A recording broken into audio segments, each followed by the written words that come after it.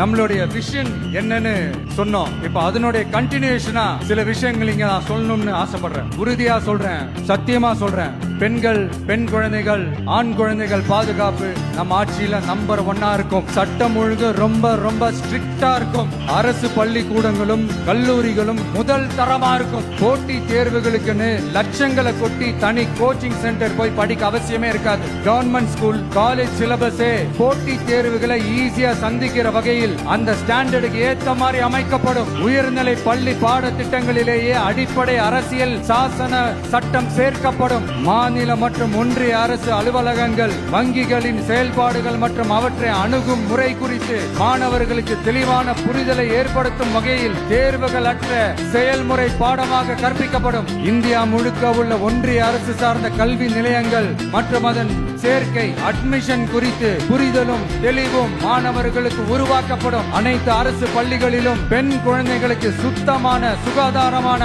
மற்றும் தரமான கதவுகள் பொருத்தப்பட்ட ரெஸ்ட் ரூம்கள் அமைப்பது உறுதி செய்யப்படும். போதைப் பொருட்கள் இல்லாத தமிழகம் உருவாக்கப்படும். மாவட்ட கலெக்டர்கள் மற்றும் எஸ்பிகளில் சரி பாதி பெண்களாக இருக்கும்படி செய்வோம்.